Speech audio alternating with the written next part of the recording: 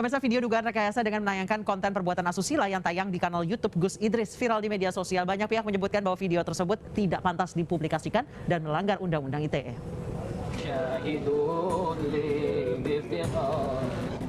Nama Gus Idris kembali menjadi sorotan setelah diduga kembali melakukan settingan pada video YouTube-nya. Video settingan tersebut menayangkan konten perbuatan asusila dan menjadi viral di media sosial. Viralnya video Gus Idris banyak menuai tanggapan. Banyak pihak mengatakan bahwa video tersebut tidak pantas dipublikasikan dan diduga melanggar UU ITE. Sebelumnya nama Gus Idris juga sempat menjadi sorotan dan berurusan dengan hukum setelah sempat ditetapkan sebagai tersangka akibat video settingan penembakan terhadap dirinya. Video settingan penembakan tersebut terjadi pada bulan Maret lalu saat Gus Idris membuat heboh video penembakan terhadap dirinya. Video tersebut sempat meresahkan publik, bahkan mendapat ribuan komentar dari netizen.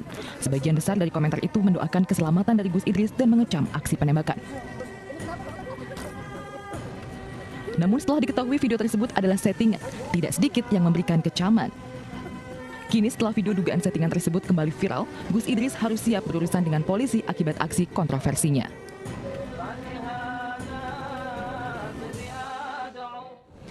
Rekayasa video demi konten yang berulang kali dilakukan Gus Idris mematik kontroversi. Lantas apa motif seorang ulama melakukan hal tersebut? Kita akan membahasnya bersama pengamat media Rahmat Bayahaki dan Sekretaris Lembaga Talifwan Nasyir Nahdlatul Ulama Kabupaten Malang, Zulham Mubarak. Saya ke Pak Zulham terlebih dahulu. Pak Zulham, tanggapannya terkait dengan video rekayasa oleh Gus Idris. Pertama saya ingin meralat Mbak, yang bersangkutan ini bukan ulama, ini penting dicatat oleh seluruh audiens dan khalayak di Indonesia. Yang kedua, fakta bahwa yang bersangkutan ini tidak layak disebut Gus harus saya sampaikan juga secara nasional. Karena Gus ini sebuah predikat yang istimewa bagi kami, Nahdien, kalangan NU. Jadi bisa dibilang ini merupakan upaya fabrikasi dengan menggunakan identitas terhadap sebuah produk digital. Dan ini masalah. Ini harus menjadi perhatian khusus bagi pemerintah karena ini mulai ngetren ini. Sikap-sikap memproduksi hoax, memproduksi video-video yang kemudian bisa memicu kegaduhan. Apalagi kalau sudah pakai brand ulama, ini masalah. Dan saya seperti dipublikasikan telah melaporkan yang bersangkutan ini pada bulan Maret 2020 kepada Polres Malang. Waktu itu video hoax yang pertama. Tetapi dalam perkembangannya, yang bersangkutan ini sudah meminta maaf sebenarnya kepada organisasi, kepada Nahdlatul Ulama terutama. Dan kami menerima permintaan maaf itu. Permintaan maaf itu divideokan, kemudian dipublikasikan luas oleh Mas Idris ini, dan kami menerima itu dengan lapang dada. Kami menerima. Kami berharap sikap-sikapnya akan berubah seiring dengan waktu dan apa yang sudah disampaikan melalui permintaan maaf itu. Tetapi ternyata setelah beberapa waktu, terutama minggu-minggu kemarin ini, kami mulai menerima lagi banyak masukan, terutama video yang viral baru-baru ini. Ini sangat mengecewakan, terutama kami bagi mewakili PCNU Kabupaten Malang, saya sampaikan ini sangat mengecewakan. Permintaan maaf yang dulu sudah dilakukan, diberikan, saya nyatakan bahwa kami meminta supaya kepolisian kembali memproses dengan perkara yang lain. Baik, saya ke Pak Rahmat.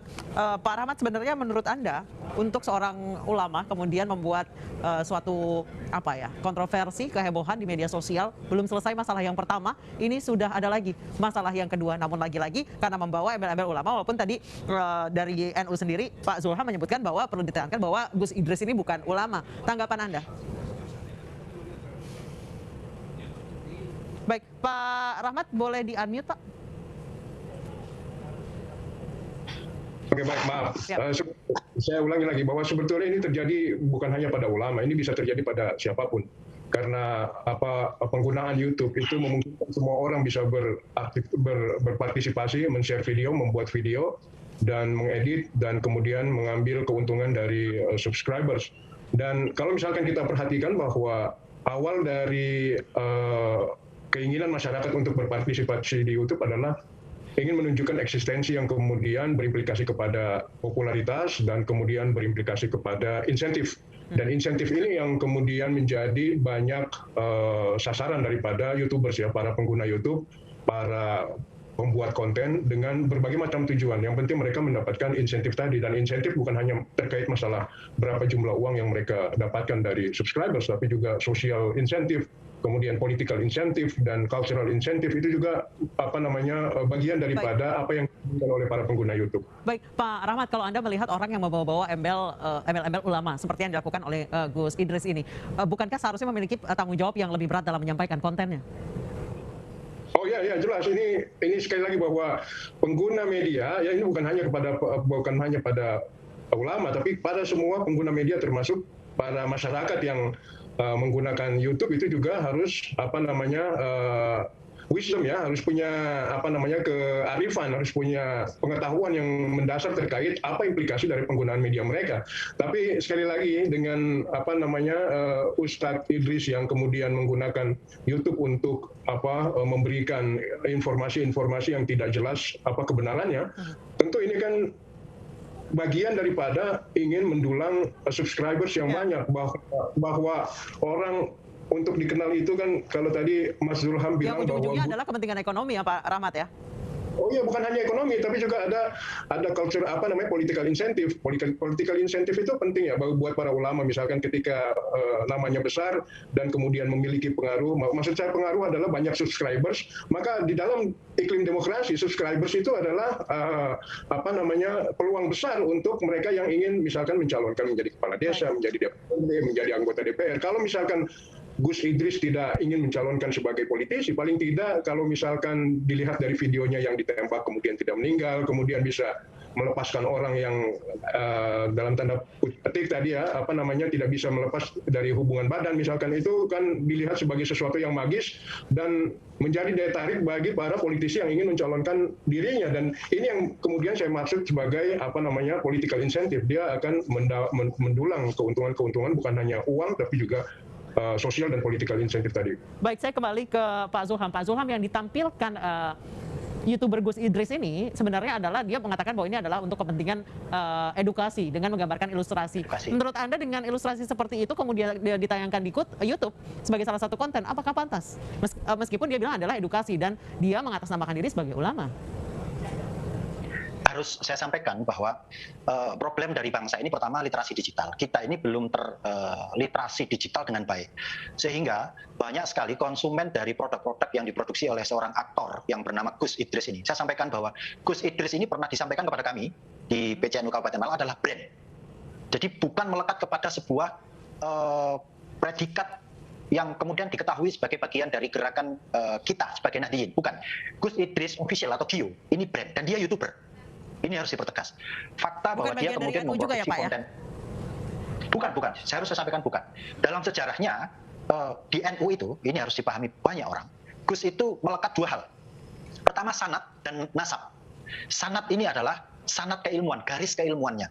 Yang bersangkutan ini muridnya siapa, pernah ngaji kemana. Lalu nasab. Nasab ini anaknya siapa? Anaknya kiai siapa? Kemudian apakah dia bapaknya punya pesantren, kemudian mengelola pesantren. Nah, yang kami teliti di Kabupaten Malang, kami datang ke lokasi ke rumahnya, yang disebut dengan pesantren ini adalah sebuah tempat di mana di sana dilakukan pengobatan. Jadi ini murni bisnis sebenarnya. Yang menjadi masalah adalah ada 1,4 juta subscriber yang setiap hari berinteraksi dan mengkonsumsi konten-konten digital ini. Langkah kami ini sebenarnya lebih kepada awalnya preventif, kami komunikasi, tapi tidak diindahkan. Mungkin ada semacam power ya, perasaan memiliki power bagi para YouTuber yang influencernya mungkin yang memiliki subscribernya 1 juta, 1,4 juta seperti ini. Sehingga suara-suara dari kami ini tidak didengar. Maka ya kami tempuh jalur hukum. Cuman yang menjadi masalah adalah pembuktian untuk perkara-perkara seperti ini kadang-kadang memang cukup sulit, kami pahami itu. Tetapi alangkah baiknya jika kemudian orang yang sudah melakukan produksi konten penyebaran hoax seperti ini, alangkah baiknya jika ditahan. Baik, dalam menurut proses, Anda Pak Zulham, Gus Idris ini adalah hanya brand. Jadi dia sama sekali tidak berhak menyandang status Gus karena tidak memiliki keterkaitan apapun dengan orang yang menyandang status itu. Pak Zulham. Betul. Baik, tidak ada kaitannya sama sekali pun dengan Nahdlatul Ulama? Tidak ada. Memang begini, harus saya sampaikan, saya klarifikasi sedikit ini. Dulu yang bersangkutan ini memang memiliki jamaah sholawat. Kalau boleh dibilang ini seniman, Idris ini seniman, Mas Idris ini. Dia memang ketika nyanyi bagus suaranya. Tetapi apakah kemudian ketika seseorang mendapatkan audiens dari seni dalam Islam, kemudian dia memiliki panggung, lalu kemudian dielulukan menjadi seseorang yang sakti mandraguna seperti dalam videonya. Ini kan unik masyarakat kita ini. Dan yang bersangkutan ini bermain-main di ruang-ruang tipis itu. Harus saya sampaikan untuk video kedua ini, dia menulis disclaimer dalam postingannya di YouTube. bisa dicek, itu ada disclaimer-nya bahwa ini adalah untuk kepentingan. Tetapi apakah kemudian disclaimer itu menggugurkan kewajiban dia untuk memberikan informasi yang pas, yang sesuai bagi masyarakat luas? Ini yang menjadi PR bagi masyarakat, bagi para pemimpin kita, pembuat perundangan, agar kemudian memberikan ruang-ruang, agar tidak kemudian besok muncul lagi ulama seperti yang kemarin baru saja bermasalah juga, saudara Nur Subi itu yang kemudian bermasalah hukum juga. Ini kan repot, kita akan terus dihadapkan dengan orang-orang seperti ini. Pak Zulham, kapan rencananya Anda melaporkan Gus Idris ini ke polisi? Saya adalah mewakili organisasi sudah melakukan pelaporan, Mbak. Ya. Maret 2020 kejadian, kami sudah melaporkan, beberapa bulan lalu sudah terlapor, dan statusnya yang bersangkutan ini sekarang adalah tersangka. Dia ini tersangka. Bisa dicek ke Polres Malang. Dia ini tersangka. Tetapi menjadi unik kalau kemudian tersangka dalam proses produksi video hoax, memproduksi lagi produk yang sama. Dan ini menurut kami sangat menistakan ajaran agama Islam. Bagaimana bisa kemudian dakwah di depan seseorang yang melakukan perzinaan misalnya. Dan ketika viral, dia mengklarifikasi bahwa ini hanya untuk kepentingan edukasi. Ini sangat tidak sesuai dengan kriteria etika. Karena al-adabu fauqal ilmi, jadi adab ini harus di atas ilmu. Ini penting sekali untuk jadikan catatan bagi audiens, terutama bagi konsumen 1,4 juta viewernya. Ini masalah.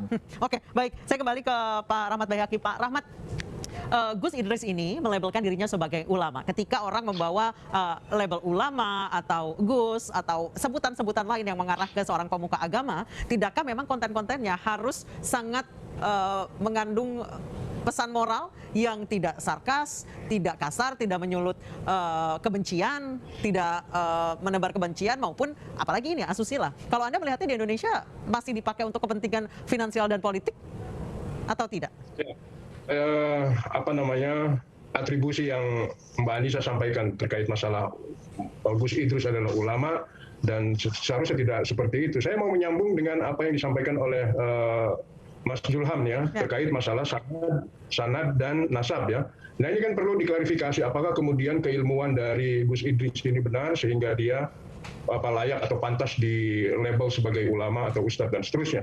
Yang kemudian dilanjutkan dengan nasab, apakah benar secara nasab beliau ini memiliki silsilah keluarga yang berasal dari para ulama dan seterusnya. Kalau misalkan kita perhatikan terkait masalah bagaimana orang menjadi terkenal dan popularitas, modusnya cuma 3 aja kalau misalkan kita atau para YouTuber itu ingin terkenal. Yang pertama adalah prestasi yang tadi mungkin disampaikan oleh Mas Zulham itu adalah kalau di dalam bidang ulama adalah sanad keilmuan. Prestasi ini harus dicek dan yang mencek dan yang menjustifikasi itu adalah orang-orang yang memiliki kualitas yang sama. Jadi kalau misalkan Mas Zulham mau disebut sebagai ulama, harus mendapat predikat ini dari teman-teman ulama yang lain, kemudian dari para jemaah dan seterusnya. Yang kedua adalah keturunan. Keturunan ini penting ya, bahwa misalkan Ibas, anaknya Pak SBY, dia terkenal kan bukan karena dia sebagai Ibas, tapi karena dia sebagai anak mantan seorang presiden atau dulu bapaknya sebagai presiden. Dan seterusnya. Jadi orang terkenal itu ya Mbak Anissa. Yang pertama adalah keturunan, siapa dia, dan yang kedua prestasi ya. Prestasi ini banyak di bidang olahraga, misalkan ada. Menurut Anda sekelas Gus Idris sudah berprestasi kemudian layak menyandang predikat Gus atau ulama? Hanya kan sanad keilmuannya itu. Sanad keilmuan ini penting sekali lagi Mbak Anissa, bahwa setiap ustadz, setiap ulama kalau kemudian ditanya apakah Anda seorang yang alim, mereka pasti akan menolak ya, karena ketika dijawab ya saya seorang yang alim, maka keulamaannya secara otomatis hilang. Yang ketiga, nah ini yang ketiga Mbak Anissa yang penting yang mungkin dilakukan oleh orang-orang yang seperti dilakukan oleh Pak Idris ini adalah atribusi. Atribusi ini penting, atribusi mendapatkan perhatian orang yang sehingga mereka melakukan bizarre and outrageous, melakukan sesuatu yang di luar akal sehat. Jadi dia nggak berpikir masalah rasional atau masuk akal atau tidak. Yang mereka pikirkan adalah bagaimana mendapatkan like, mendapatkan subscriber yang banyak. Sehingga dia berani melakukan apa-apa yang bisa jadi itu bertentangan dengan logika agama. Bukan hanya dengan logika orang sehat, tapi logika agama. Dan ini perlu dilakukan untuk misalkan itu tadi bisa menembus subscribers dan viewers yang banyak. Dan ingat sekali lagi bahwa ini semua ya bermuara kepada popularitas, yang kemudian popularitas itu akan mendatangkan insentif.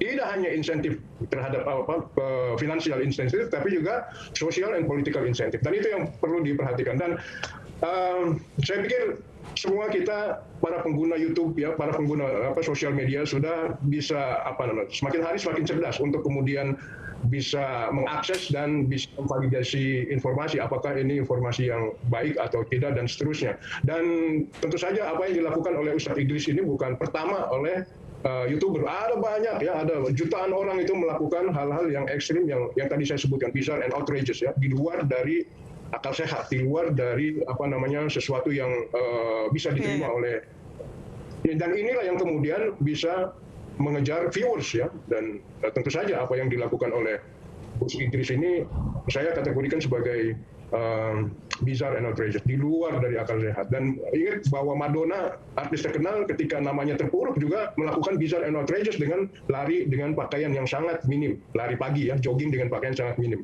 Sex Pistols di Inggris misalkan melakukan ketika penggemarnya turun, dia kemudian mengajak penggemarnya untuk membakar gereja.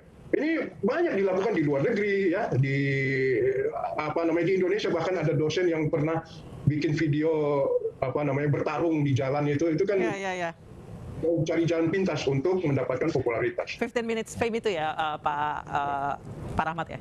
Betul. Baik, saya kembali ke Pak Zulham. Pak Zulham, sejauh ini latar belakang Pak Idris atau yang dikenal Gus Idris ini sebenarnya siapa sih di Malang? Di Malang yang bersangkutan ini santri, ya saya bilang santri ya karena pernah ada di beberapa pesantren. Tetapi kemudian dulu dia berbisnis dengan, saya sebut berbisnis karena ada unsur finansial di sana, berbisnis dengan dari panggung ke panggung dia mendapatkan popularitas. Nah kemudian setelah di sini mungkin popularitasnya turun, dia berpindah ke Blitar waktu itu. Kemudian setelah di sana mendapatkan popularitas, dia pulang lagi ke Malang. Dan ketika pandemi, ini adalah salah satu contoh orang yang diuntungkan oleh pandemi. Ketika pandemi terjadi, mulai merintis produksi video di YouTube dengan konten-konten yang gaib, yang mistis, sebagai seorang ahli metafisika mungkin begitu ya saya simpulkan, karena di sana dia kemudian memproduksi konten-konten yang menarik dan lain-lain yang saat ini digemari oleh banyak orang. Dari sana kemudian tumbuh followernya menjadi jutaan, terakhir saya pantau 1,4 sekian juta. Nah yang kemudian menjadi concern kami ini, harusnya ada batas-batas yang jelas yang ditentukan oleh pemerintah dalam konteks produksi video yang kemudian bisa menyedot massa sedemikian banyaknya. Terutama konten-konten yang saat ini berkaitan dengan selera masyarakat. Misalnya yang berbau mistis. Tolonglah ada penertiban yang lebih detail gitu terkait dengan, atau paling enggak mereka yang sudah menjadi influencer dalam konteks-konteks seperti itu yang kemudian tidak jelas apakah itu benar dan tidaknya. Tolong ditertibkanlah, artinya dipanggil atau kemudian diberikan warning, kan seperti itu. Baik, terima kasih Pak Zulham Mubarak, Sekretaris Lembaga Talif Wa Nasyr Nahdlatul Ulama Kabupaten Malang, dan Pak Rahmat Baihaqi, pengamat media. Dan pemirsa, sebelumnya kami juga sudah berusaha untuk menghubungi pihak dari Gus Idris, namun permintaan kami untuk live bersama-sama ini tidak direspon oleh yang bersangkutan. Terima kasih Pak Zulham dan Pak Rahmat telah bergabung bersama kami.